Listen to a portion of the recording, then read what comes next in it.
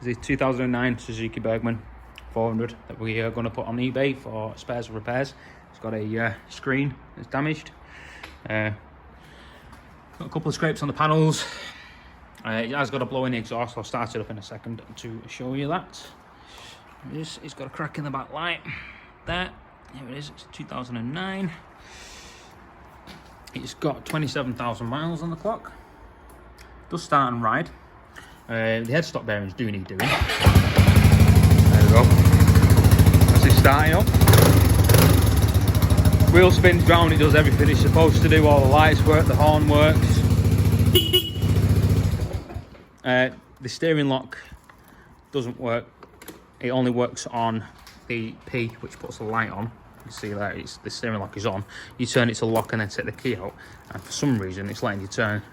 So I reckon it has been someone has tried to snap the steering lock in the past. Yeah, and the headstock bearings do need doing. That's the only things that I found wrong with it. So we're going to put it up for spares and repairs with no reserve. Thanks for watching.